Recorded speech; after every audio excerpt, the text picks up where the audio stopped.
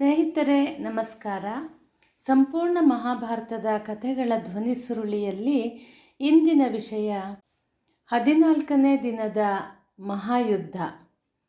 ಸ್ನೇಹಿತರೆ, ನೀವು ನನ್ನ ಯೂಟ್ಯೂಬ್ ಚಾನಲ್ ಸಬ್ಸ್ಕ್ರೈಬ್ ಮಾಡಿಕೊಳ್ಳಿ ಹಾಗೂ ನಿಮ್ಮ ಸ್ನೇಹಿತರೊಂದಿಗೂ ಹಂಚಿಕೊಳ್ಳಿ.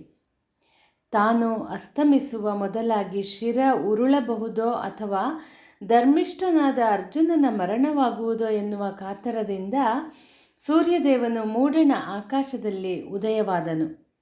ಫಲ್ಗುಣನು ಆಯುಧ ಶಾಲೆಯನ್ನು ಹೊಕ್ಕು ವಿವಿಧ ಧನುಸ್ಸುಗಳನ್ನು, ದಿವ್ಯಾಸ್ತ್ರಗಳನ್ನು ಮತ್ತು ತೀಕ್ಷ್ಣವಾದ ಪರಶು, ತ್ರಿಶೂಲ, ಮುದ್ಗರ, ಚಕ್ರ, ತೋಮರವನ್ನು ಆಯ್ದುಕೊಂಡನು.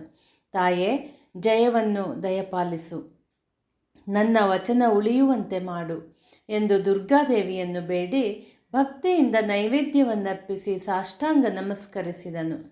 ದಾನವಾರಿಯ ಪಾದಪದ್ಮಗಳಿಗೆ ನಮಸ್ಕರಿಸಿ ರಥಕ್ಕೆ ಪ್ರದಕ್ಷಿಣೆಯನ್ನು ಮಾಡಿ ಮಂಗಳ ವಾದ್ಯ ಘೋಷವಾಗುತ್ತಿರುವಾಗ ಸ್ಯಂದನವನ್ನೇರಿದನು. ಅತ್ತ ಕುರು ಸೇನಾಧಿಪತಿ ಕೋಲ ಗುರುಗಳು ಬ್ರಾಹ್ಮಿ ಮುಹೂರ್ತದಲ್ಲಿ ಎದ್ದು ಸಂಧ್ಯಾವಂದನೆಯನ್ನು ಗೈದು ಹರಿಪಾದಕ್ಕೆ ಭಕ್ತಿಯ ನಮನಗಳನ್ನು ಸಲ್ಲಿಸಿ ವಿಪ್ರರಿಗೆ ದಾನ ದಕ್ಷಿಣೆಯನ್ನು ನೀಡಿ ಕನಕ ಕವಚವನ್ನು ತೊಟ್ಟುಕೊಂಡರು. ವೀರಮಲ್ಲನಂತೆ ಶೋಭಿಸುತ್ತಿದ್ದ ದ್ರೋಣಾಚಾರ್ಯರು ಕೈಯಲ್ಲಿರುವ ದರ್ಬೆಯನ್ನು ಬಿಸುಟು ಜೋಡು ಸೀಸಕವನ್ನುಟ್ಟು ಬಾಹುರಕ್ಷೆಗಳನ್ನು ಕಟ್ಟಿಕೊಂಡರು. ಭೂಸುರರಿಂದ ಮಂತ್ರಾಕ್ಷತೆಯನ್ನು ಪಡೆದು ಜಯಕಾರದೊಡನೆ ರಥವೇರಿದರು. ಗುರುಗಳ ಅಪ್ಪಣೆ ಪ್ರಕಾರ ಕೌರವ ಸೇನೆಯು ಬಲು ಶಕ್ತವಾದ ಶಕಟ ವ್ಯೂಹವಾಗಿ ರಚಿಸಲ್ಪಟ್ಟಿತು. ಅದರ ಹಿಂದೆ ಪದ್ಮವ್ಯೂಹವನ್ನು ರಚಿಸಿ ಸೂಚಿ ವ್ಯೂಹವನ್ನು ಗರ್ಭೀಕರಿಸಿದರು. ಸೂಚಿ ಮುಖದಲ್ಲಿ ಕಾಂಬೋಜ, ಕೃತವರ್ಮ, ದುರ್ಯೋಧನ, ಜಲಸಂಧ, ವೀರನಾದ ಕರ್ಣ, ಅವರ ಜೊತೆಯಲ್ಲಿ ಸಹಸ್ರಾರು ವೀರರು, ಚತುರಂಗ ಬಲವಿತ್ತು. ಅಂತಹ ಭಯಂಕರ ಕೋಟೆಯ ಮಧ್ಯದಲ್ಲಿ ರಾಜ ಜಯದ್ರಥನನ್ನು ನಿಲ್ಲಿಸಿದರು. ಶಕಟವ್ಯೂಹದ ಹೊರ ಆವರಣದ ಸುತ್ತಲೂ ದುಶ್ಯಾಸನ, ಬಾಲ್ಹಿಕ, ಸೌಬಲ, ಸಿಂಧು, ಮಾಗಧರಿದ್ದರು. ದಕ್ಷಿಣ ಭಾಗದಲ್ಲಿ ಸಂಶಪ್ತಕರು ನಿಂತರು. ವ್ಯೂಹದ ಪ್ರವೇಶ ದ್ವಾರದಲ್ಲಿ ಸೇನಾನಿಯಾದ ಕಲಶ ಸಂಭವರು ಸ್ವತಃ ಆಯುಧಪಾಣಿಯಾಗಿ ಭಾರ್ಗವನಂತೆ ಶೋಭಿಸಿದರು. ಅತ್ಯದ್ಭುತವಾದ ವ್ಯೂಹದ ರಚನೆಯ ಪರಿಯನ್ನು ನಿರೂಪಿಸಲಸಾಧ್ಯ. ಕಲಶ ಸಂಭವರು ಪಾಂಡವರಲ್ಲಿಗೆ ಚಾರರನ್ನು ಅಟ್ಟಿ ಸಂಗರಕ್ಕೆ ಪಾರ್ಥನನ್ನು ಬರಲು ಹೇಳಿದರು.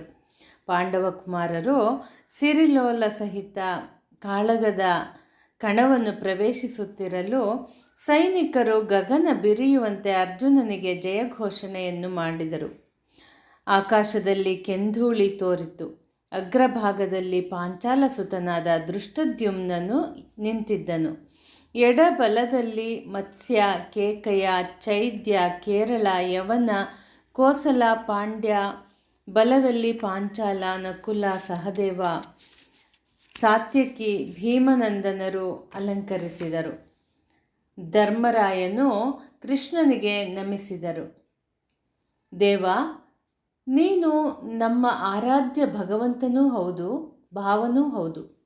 ನನ್ನ ಅನುಜನು ಮಾಡಿದ ಭಾಷೆಯ ಪ್ರಕಾರ ಹಗೆಯಾದ ಸೈಂಧವನ ತಲೆ ಈ ದಿನ ಉರುಳದಿದ್ದರೆ ಅವನು ವನ್ಹಿಯಲ್ಲಿ ತನ್ನನ್ನು ಅರ್ಪಿಸಿಕೊಳ್ಳಲಿದ್ದಾನೆ. ಅರ್ಜುನನು ಅಳಿದರೆ ಮತ್ತೆ ನಾವು ಯಾರಾದರೂ ಬದುಕುವುದಿದೆಯೇ? ನಮ್ಮ ಸಂರಕ್ಷಣೆಯ ಭಾರವನ್ನು ಹೊತ್ತಿರುವ ನಿನ್ನಲ್ಲಿ ಮಗದೊಮ್ಮೆ ವಿನಮ್ರ ಪ್ರಾರ್ಥನೆ, ಸಹೋದರನ ತಲೆಯನ್ನು ಕಾಯ್ದುಕೋ. ಧನಂಜಯನು ಇನ್ನೊಮ್ಮೆ ರಥದಿಂದ ಇಳಿದು ಹರಿಚರಣಕ್ಕೆ ನಮಿಸಿ ಪಾದಧೂಳಿಯನ್ನು ಹಣೆಗೆ ಹಚ್ಚಿಕೊಂಡನು. ಆನಂತರ ರಥವನ್ನೇರಿ ಗಾಂಡೀವ ಚಾಪವನ್ನು ಮಿಡಿದು ದೇವದತ್ತವನ್ನು ಮೊಳಗಿದನು.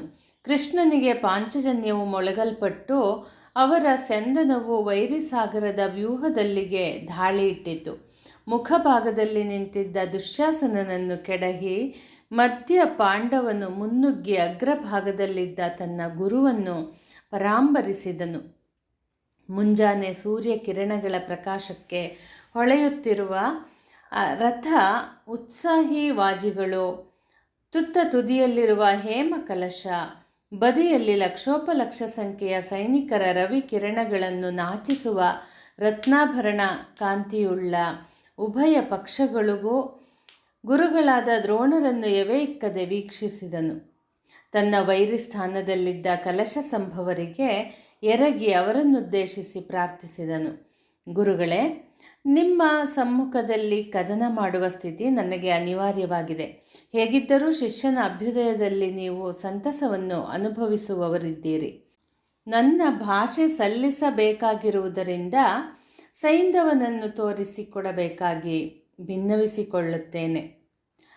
ಆಚಾರ್ಯರು ಧನುಷ್ಠೇಂಕಾರ ಮಾಡುತ್ತಾ, ಅರ್ಜುನ, ಇಂದು ಗೆದ್ದರೆ ಜಯದ ಕೀರ್ತಿ ಎಂದಿಗೂ ನಿಮಗೆಯೇ ಸಲ್ಲುತ್ತದೆ. ಎಂದೆಂದಿಗೂ ನೀನು ನನ್ನ ಪ್ರಧಾನ ಶಿಷ್ಯನೇ ಹೌದಾದರೂ ಈಗ ನಾನು ನಿನ್ನ ವೈರಿಯ ಪಕ್ಷದ ಸೇನಾಧ್ಯಕ್ಷನಾಗಿರುವುದನ್ನು ಮರೆಯದಿರು. ವಿಷ ತುಂಬಿದ ಕಮಲವು ದುಂಬಿಗೆ ಪಥ್ಯವಾಗಲಾರದು. ನೀನು ಯುದ್ಧ ಮಾಡದೆ ಹಿಂತೆರಳು ಎಂದರು. ಅರ್ಜುನನು ಉತ್ತರಿಸುತ್ತಾ, ಕಮಲವು ವಿಷಭರಿತವಾಗಿರಲಿ, ವಿಷ ಗಾಳಿಯನ್ನೇ ಹೊರಗೆಡಹುತ್ತಿರಲಿ, ಅಲ್ಲಿ ಗರುಡನೇ ದುಂಬಿಯಾದರೆ ಎಲ್ಲವನ್ನೂ ಸಹಿಸಿಕೊಳ್ಳುವ ಶಕ್ತಿ ಅವನಿಗಿರುತ್ತದೆ. ಪೂಜ್ಯರಾದ ನೀವು ನನಗೆ ಸೈಂಧವನನ್ನು ದರ್ಶಿಸಬೇಕಾಗಿ ಮತ್ತೊಮ್ಮೆ ಪ್ರಾರ್ಥನೆಯನ್ನು ಸಲ್ಲಿಸುತ್ತೇನೆ ಎಂದನು. ಅರ್ಜುನ, ವಾಕ್ಯಗಳ ಸುರಿಮಳೆಯಿಂದ ಏನೂ ಇತ್ಯರ್ಥವಾಗಲಾರದು. ವೀರನಾದ ನೀನು ಸಾಧ್ಯವಾದರೆ ನನ್ನ ಬಾಣಗಳನ್ನು ತಡೆದುಕೋ. ನನ್ನನ್ನು ಸೋಲಿಸಿದ ನಂತರ ನೀನು ಜಯದ್ರಥನನ್ನು ಕೊಲ್ಲಬಹುದು ಎನ್ನುತ್ತಾ ಅಮೋಘವಾದ ಬಾಣಗಳನ್ನು ಪ್ರಯೋಗಿಸಿದರು.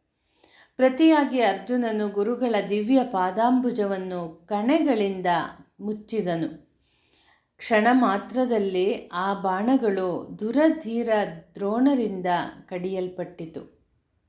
ಆನಂತರ ಅವರು ಪಾರ್ಥನನ್ನು ಮಹಾಸ್ತ್ರಗಳಿಂದ ಮುಚ್ಚಿದರು. ಶ್ರೀಕೃಷ್ಣನು ಧನಂಜಯನಿಗೆ, ಗುರುವನ್ನು ಗುಣಗಾನದಿಂದ ಗೆಲ್ಲು ಸ್ವಶಕ್ತಿ ಈ ಸಂದರ್ಭದಲ್ಲಿ ಯುಕ್ತವಾಗಲಾರದು ಎಂದನು.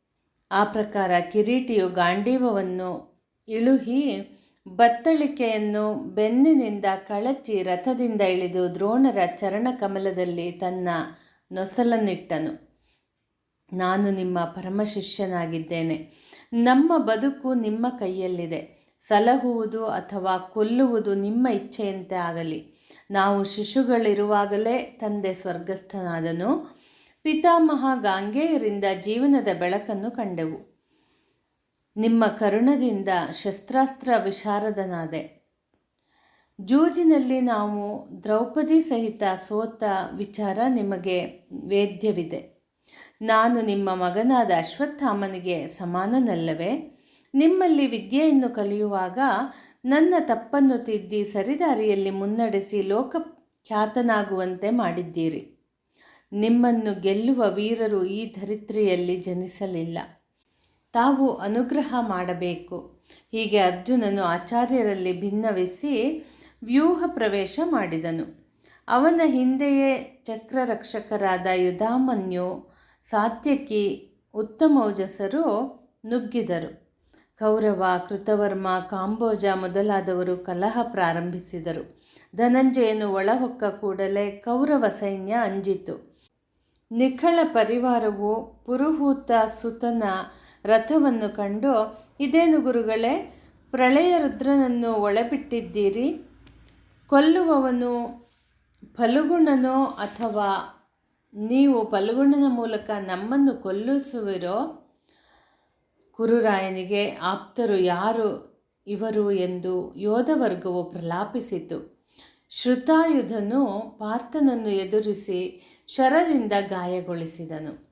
ಅವನು ಅರ್ಜುನನ ಬಾಣಗಳಿಗೆ ಪ್ರತಿ ಬಾಣಗಳನ್ನು ಹೂಡಿ ಕತ್ತರಿಸಿದನು. ಆತನ ಧುರ ಚಮತ್ಕೃತಿಯನ್ನು ನೋಡಿ ಪಾರ್ಥನು ಬೆರಗಾದನು. ಕೃಷ್ಣನು ಕೆರಳಿ ಕುದುರೆಯನ್ನು ಚಪ್ಪರಿಸಿ ರಥವನ್ನು ಮುಂದುವರಿಸಿದಾಗ ಶ್ರುತಾಯುಧನು ಸಾರಥಿಗೆ ಗದೆಯಿಂದ ಹೊಡೆದನು. ನಿರಾಯುಧರಿಗೆ ಆಯುಧ ಪ್ರಯೋಗಿಸಿದರೆ ಅದು ಅವನನ್ನು ಕೊಲ್ಲುತ್ತದೆ ಎನ್ನುವ ವರುಣದೇವನಿತ್ತ ಉಪದೇಶ ಮರೆತಿತ್ತು. ಬರಿಗೈಯಲ್ಲಿರುವ ಹರಿಯ ಮೇಲೆ ಬಿಸುಟ ಗದೆಯು ಹರಿಯ ಮಸ್ತಕಕ್ಕೆ ತಗಲದೆ ಶ್ರುತಾಯುಧನನ್ನೇ ಹತ್ಯೆಗೈದಿತು. ಅನಂತರ ರಾಜ ಕಾಂಬೋಜನು ಕಿರೀಟಿಯಲ್ಲಿ ಸಮರವನ್ನು ಹೂಡಿದಾಗ ಅವನ ಶರವು ಅರ್ಜುನನಿಂದ ಕತ್ತರಿಸಲ್ಪಟ್ಟಿತು. ಶ್ರುತಾಯುವು ಅವನ ಸಹಾಯಕ್ಕೆ ಧಾವಿಸಿದಾಗ ಅವನಿಗೂ ಮೃತ್ಯುವೇ ಗತಿಯಾಯಿತು.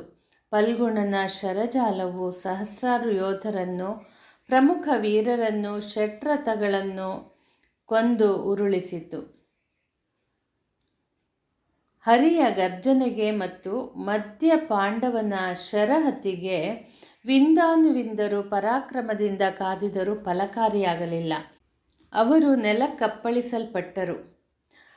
ಆ ಬವರದಿಂದ ಹರಿಯು ಆಯಾಸಪಟ್ಟು ಆತನ ಕುದುರೆಗಳು ಬಳಲಿದವು. ಅದನ್ನು ಕಂಡು ಅರ್ಜುನನು ರಥದಿಂದ ಇಳಿದು ಭೂಮಿಗೆ ವಜ್ರಶರವನ್ನು ಪ್ರಯೋಗಿಸಿ ಕೊಳಗುಳದ ಮಧ್ಯೆ ಕೊಳವನ್ನು ನಿರ್ಮಿಸಿ ಸೈನ್ಯಕ್ಕೆ ಬೇಕಾದಷ್ಟು ಜಲವನ್ನು ಪೂರೈಸಿದನು. ಮಧುಸೂದನನು ಆಯಾಸ ಪರಿಹರಿಸಿಕೊಂಡು ತುಂಬು ಹೃದಯದಿಂದ ಕೌಂತೆಯನನ್ನು ಕೊಂಡಾಡಿ ಪುನಃ ವಾಜಿಗಳನ್ನು ರಥಕ್ಕೆ ಕಟ್ಟಿ ಸಂಗ್ರಾಮಕ್ಕೆ ಸಿದ್ಧನಾದನು. ಕರ್ಣಾದಿಗಳು ಆ ಆಶ್ಚರ್ಯ ಘಟನೆಯಿಂದ ಕಳವಳಿಸಿದರು. ಇನ್ನು ತಡ ಮಾಡಿ ಪ್ರಯೋಜನವಿಲ್ಲ, ತಾನೇ ಯುದ್ಧಕ್ಕೆ ಸಿದ್ಧನಾಗುತ್ತೇನೆ ಎಂದು ಸುಯೋಧನನು ಸ್ವತಃ ಸಮರ ಸನ್ನದ್ಧನಾದನು.